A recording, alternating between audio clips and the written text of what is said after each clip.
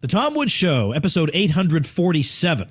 Prepare to set fire to the index card of allowable opinion.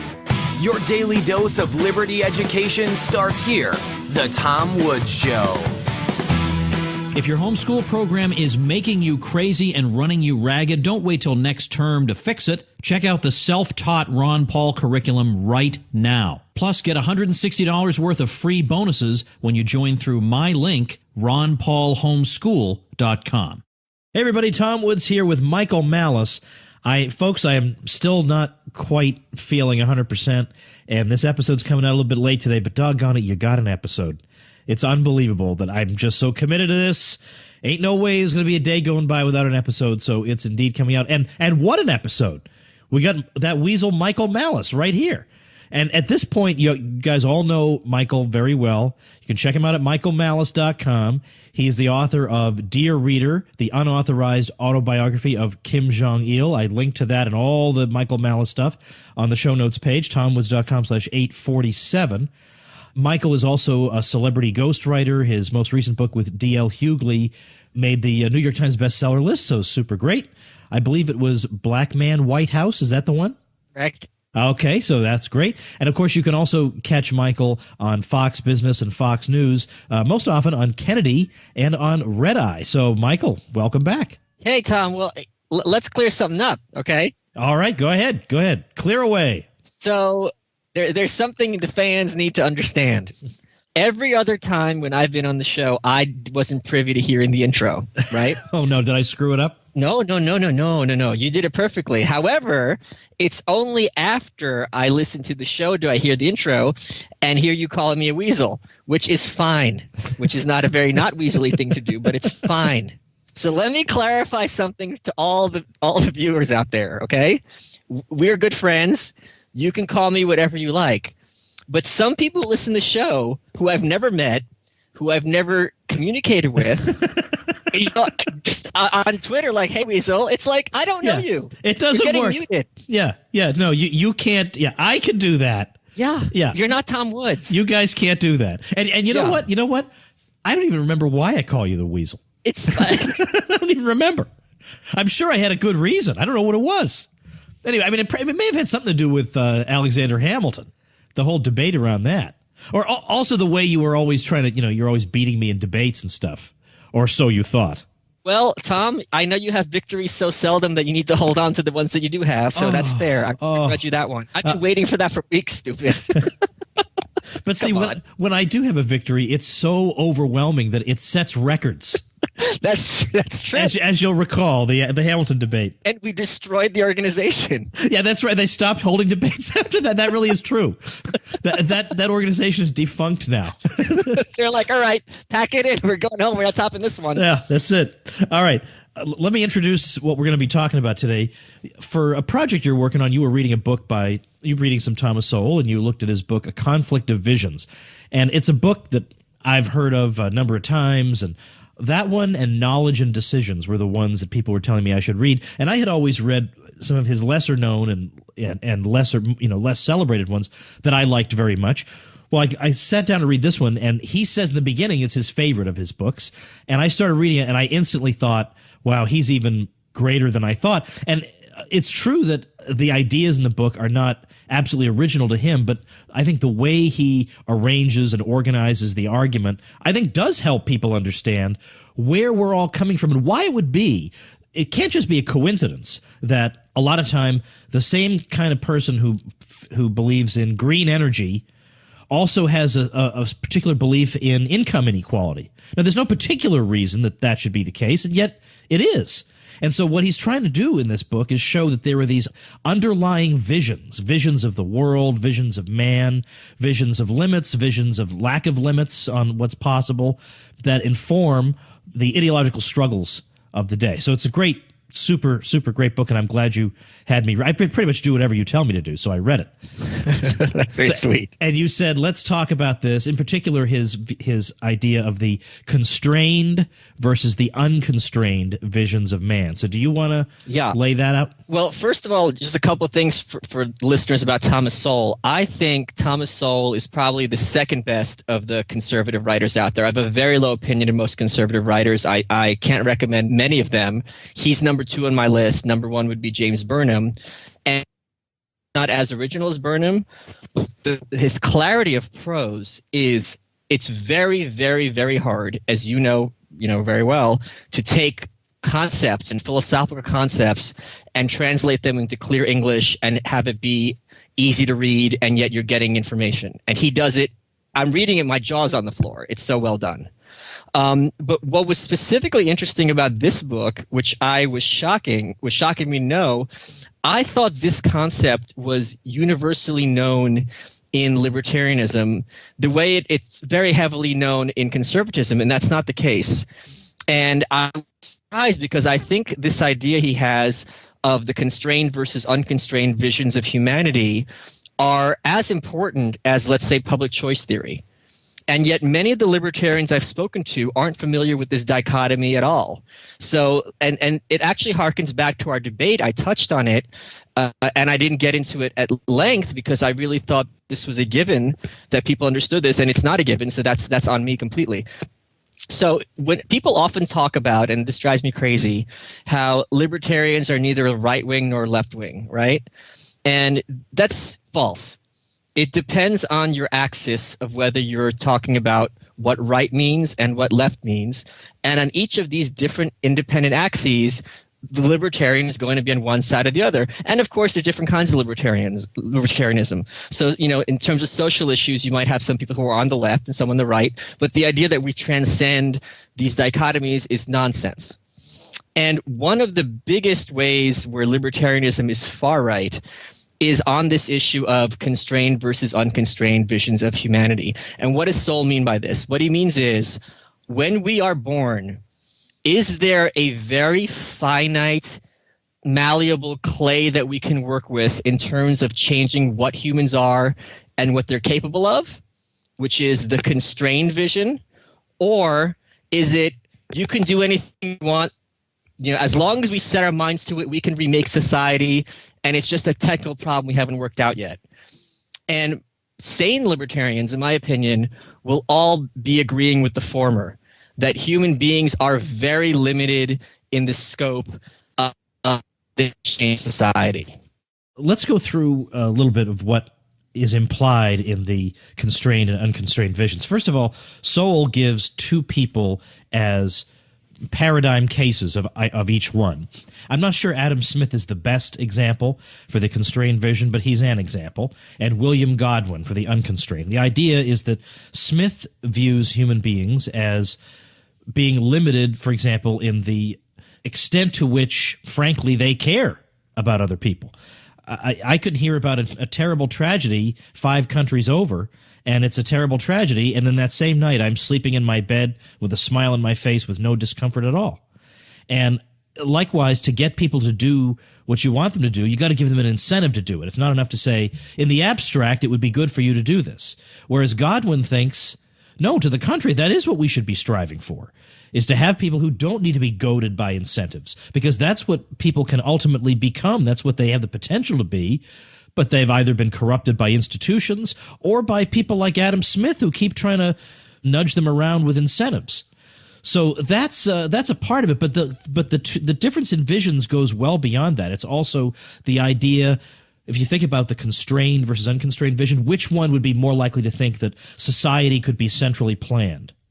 Obviously the unconstrained, where there are no limits to what we can accomplish if we hold our hands and put our heads together. So you can see how rich these ideas are. Now let's take this and see if we can use it to make sense of arguments people have today, right now, right this minute, 2017. Yeah, well, actually, I wanted to go back to arguments people were having in 1789. I like those. Yeah. So I know you're not a Jeffersonian per se, meaning you're a Jeffersonian in the broad sense, but you find people who are in his camp much preferable to him personally, right? Isn't that your position? He has some quirks that I don't care for, but he has some good qualities that I like. But I don't believe that he was an optimist about human nature, because if that would be the case, then why would he want to keep political units so broken up and small? Okay, here we go. Perfect. So this is something that I was kind of touching on in our debate. Now, it's useful, although not often accurate, to have these dichotomies to discuss philosophy, right? The classic one is like Nietzsche with Apollo versus Dionysus, and there's other. Plato versus Aristotle is another classical one. Thomas Aquinas versus Augustine. Now, these are extreme cases, and oftentimes they have a lot of overlap, but when it comes for philosophy, it's kind of good to have these two separate issues. Now, Jefferson and Hamilton, if we have a forced choice between the two of them, it was Hamilton, and this is kind of people still asking why I like Hamilton so much. It is Hamilton who specifically, of all the founding fathers, had the constrained vision. Because part of the constrained vision is the idea that you are always going to have corruption and evil and bad people looking out for number one in a bad sense. And how do you take that energy and control it as opposed to pretend it doesn't exist or think you're going to be able to marginalize it? And a good example of this is a story which I don't know if that really happened, where it's Hamilton, Adams, and Jefferson. Again, I'm not sure that this actually happened, but it's an example of their thought. And Jefferson says the best constitution is the French Constitution. And Adams says the best constitution is the British Constitution, except for the corruption. And Hamilton says, no, it's the British Constitution because of the corruption. And Jefferson looks at him, his eyes pop out of his head, and he kind of shakes his head and leaves the room. Now, this is exactly the difference between the constrained and the unconstrained version. Are you going to account for having bad people doing bad things, or are you going to have this kind of and he very much had this utopian worldview where you could have a society where these people are effectively marginalized? All right, my turn. Yes. It seems to me that the constitutional ideas of the two people fit in pretty well into the constrained and unconstrained categories. You have Jefferson, the strict constructionist, and you have Hamilton, the broad constructionist. Now, if I were somebody who thought, look, there's only so much government can accomplish, and otherwise it can be a very, very dangerous thing, then I would want to keep it absolutely strictly confined to what the Constitution authorizes. Whereas if I were some wide-eyed utopian, I would say, well, look, the elites can be trusted to make sure that we don't abuse power, and it's too clunky to try to insert everything we might want to do into the Constitution. So we'll just have this discretionary power where we'll be able. So you see what I mean? It seems to me that based on that, it's clear that Jefferson is the constrained vision. No, oh my God. Okay. No. He's not saying that the elites can be trusted. Hamilton is saying the elite, we have no choice but to trust them. The constrained vision means you are always going to have people in power, and that's a starting point. And what happens now? All right, I accept that. I mean, I accept that that's the argument. Do you not think that's true in real life? What, that there will always be people in power? Yes, and right. Well, it depends on. Sorry to sound, like the Clintons, but it does depend on what you mean by power. Because what's the point of being an ANCAP if you don't think that at some point it's at least conceivable that you can have a society based on some other arrangement? I think even in an ANCAP society, you're going to have people who are more powerful than others. Okay, yeah. If that's how we're understanding it, then fine. But look at Jefferson's vision of society. And by the way, we can't make this into just Jefferson and Hamilton because there's more here than just that. But look at his vision for society. The states can nullify unconstitutional federal laws. The war, toward the end of his life, he's favoring the ward republic scheme, where just a part of a city would be in charge of the schools and whatever the local institutions are. And so you wouldn't have some gigantic national institution. You'd have these little tiny things, which if you have an unconstrained vision, you tend to be a universalist. You tend to say, well, national boundaries are but nothing compared to the glorious liberty of mankind. Let us spread liberty around the world. Oh, my God. Jefferson favors very small political units. Wait, are you sincere? You think Jefferson is less of a universalist than Hamilton? Actions speak louder than words. Yes or no? No. Look at his arrangement. He's not calling for, he doesn't even believe there is such a thing as an American people. He thinks there are Virginians. Right. Like a universalist, he thinks that there's a brotherhood of humanity that transcends the world. And that's a universalist model, isn't it? I'm not joking. No, but that's the thing. They're against nationalism because they think we're all brothers. Are you not getting my point here? That I'm not agreeing with your point here. His whole system runs contrary to every utopian dreamer's plan, which don't is agree that utopianism and universalism are synonymous, and I don't think you do either. All right, well, maybe I'll try and explain it this way. A lot of people use a lot of flowery language. They use it all the time. I just got an email today from Meetup about how now they're joining the Donald Trump resistance movement. Now, I'm sure that's because they thought it would benefit their bottom line to do that. There are a lot of people who give pretty speeches about a lot of things that nothing ever comes of. Now, Jefferson may well have thought that the human race is ultimately one, and of course, to some degree, of course it is. But the point is that how did he actually live his life? He lived his life thinking of his country as being just Virginia. He lived his life thinking that most people should be concerned just about what goes on in the ward they live in, for heaven's sake. He thought small. Yeah. You know, when he's sipping tea with philosophers, he thinks about, people all over the world, but he's actually quite constrained in his outlook. That's why his political system is so limited.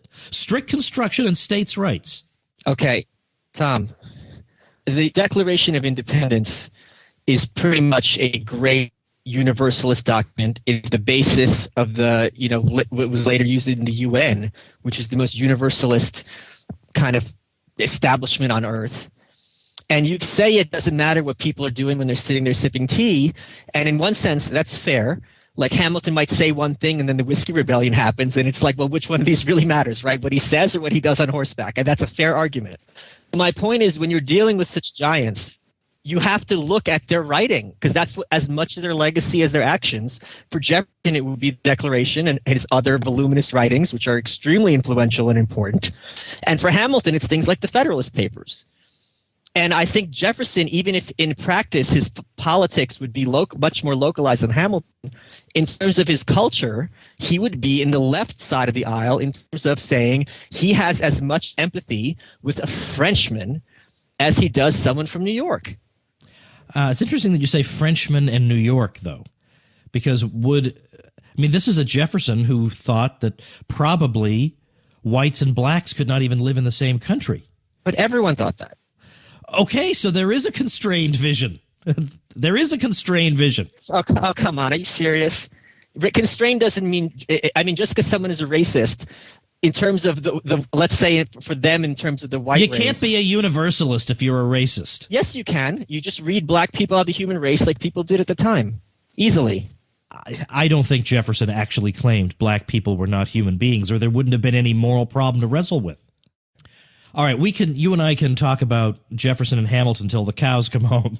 I hate that expression. For some reason I know you must hate it. For some reason that's why I used it. No, you must hate it because it reminds you of Kansas. Yeah, well, no doubt. I could say that it was Russell Kirk. His view of Hamilton was that basically he didn't say Hamilton believed in the unconstrained vision, but that because Hamilton wanted to remake America and make it into this big industrial power through artificial means, instead of just letting society progress organically on its own, that's the opposite of the constrained vision. So let me give you a chance to say something to that. Are you saying I appreciate the dig, and that's a good blow to land to bring in Russell Kirk, who is garbage. However, you surely don't think that saying that one economic system is better than another and wanting to make Americans a powerhouse is the same as having the unconstrained vision. And let me just bring it to present day and how it relates to contemporary discourse in a manner that you and I are going to be in complete agreement. Okay. So now it's boring for the listeners, but go ahead. No, it'll be good. Go ahead. Let's No, talk. it's not boring because this is something that people are aware of on a subliminal basis, but they aren't aware of consciously. And once you point this out, everyone's just like, oh, wow. Oh, my gosh. How did I not think of this? One of the things that I was born in the former Soviet Union, as you know.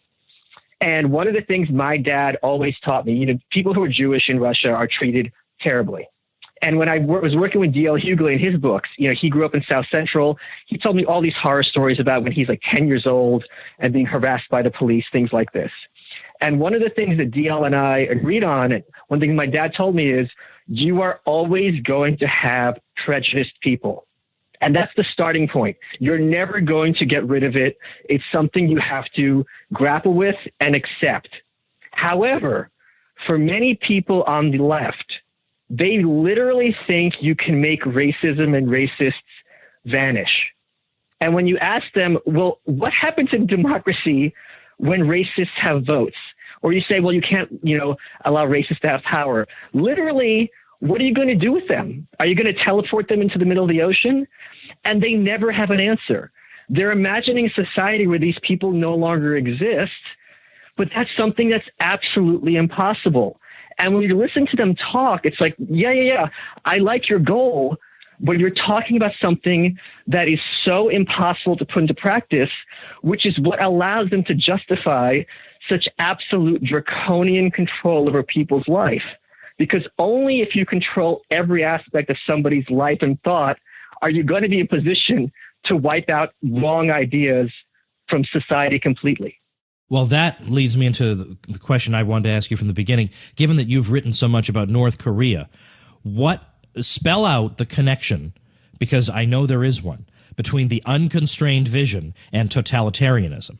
Right. So any totalitarianism, and the word totalitarianism obviously has the word total in it, right, which is a type of cereal, which communists like. No. It means complete and absolute. If you look at Nazi Germany, if you look at Soviet Russia and contemporarily North Korea, although this is decreasingly the case there, which I can get into in a second, they start out with, how human beings are is not a given.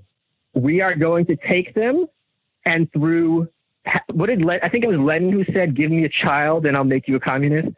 You take them as kids, you teach them in the schools what you want them to learn, you punish them as adults in terms of their private life, and by bits and pieces, you mold them and remake them. And Marx had this idea that after a certain point, you would have the new communist man, and you wouldn't need the government because everyone will be so changed that they'll do what they, air quotes, should without any other sense of coercion. Now, of course, that's not what ended up working out in practice. What ended up working out in practice is you were effectively putting people into a meat grinder, often somewhat literally, because they weren't fitting the slots of your cockamamie program.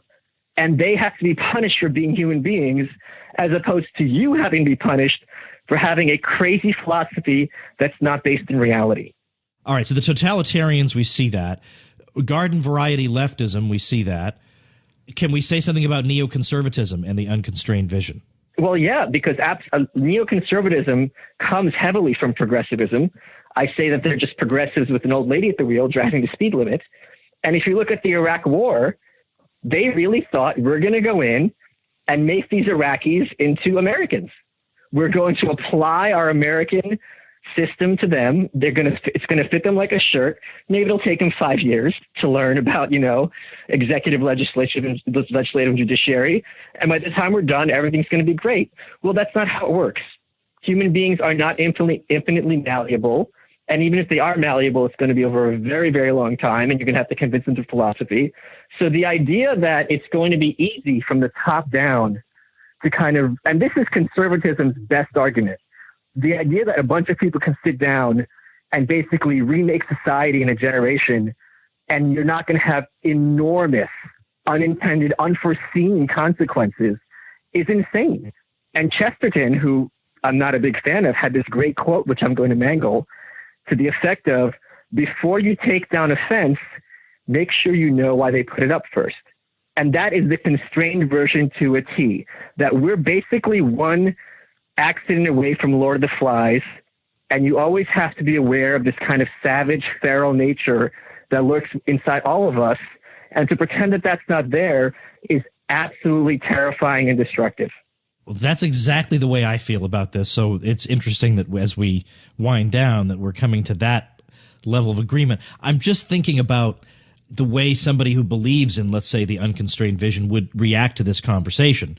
And I think their view would be that, we're condemning the human race to a lot of... We're cynics.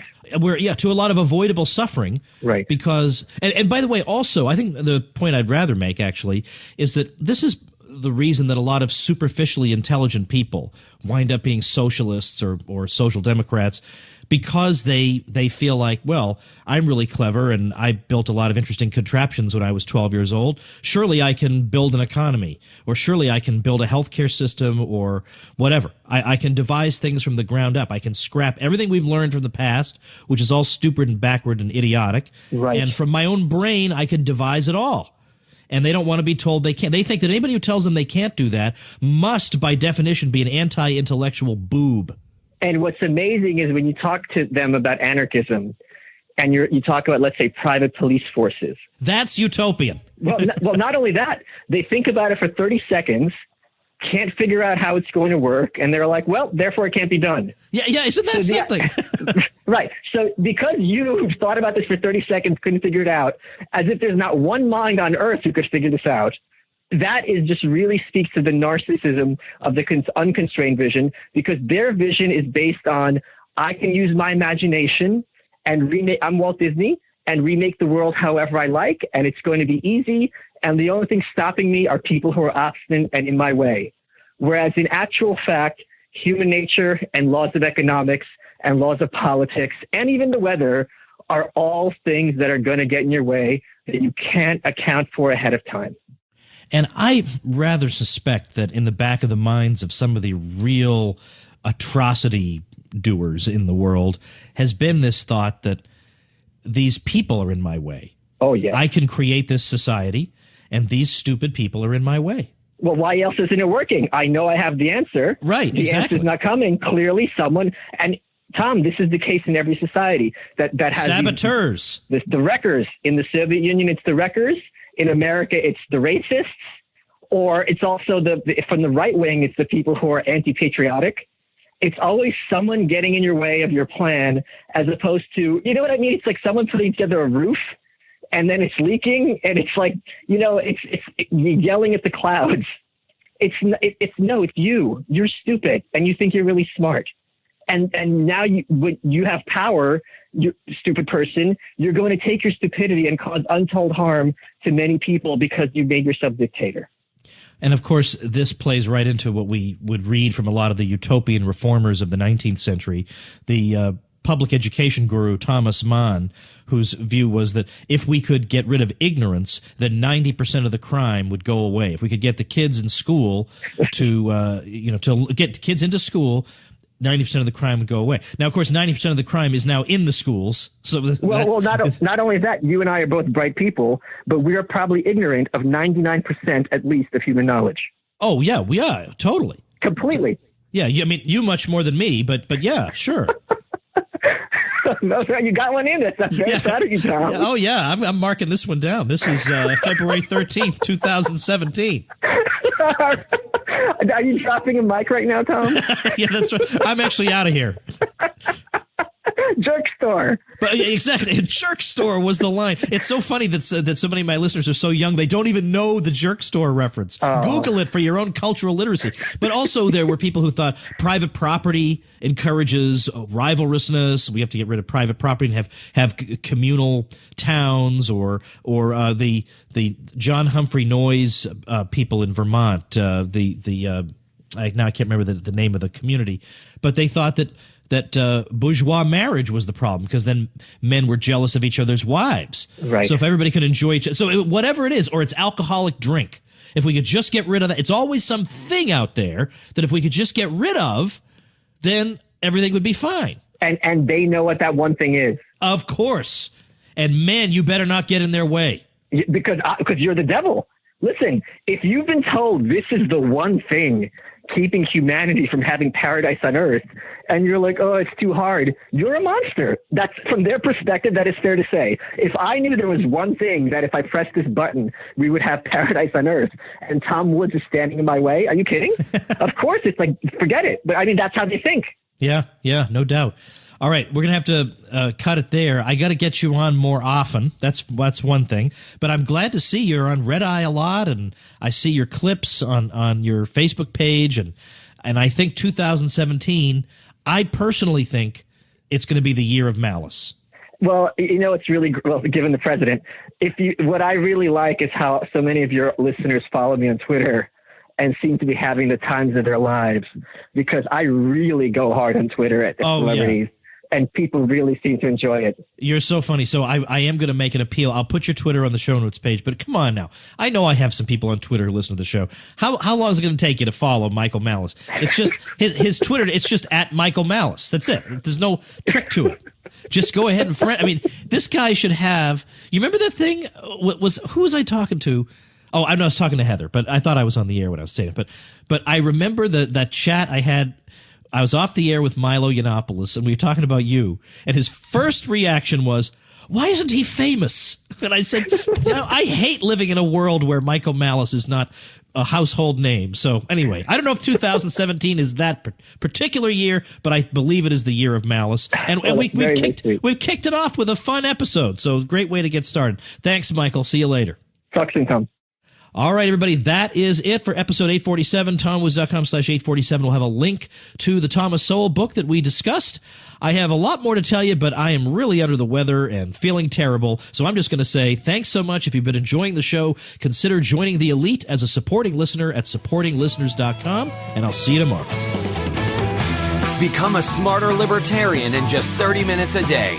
Visit TomWoods.com to subscribe to the show for free, and we'll see you next time.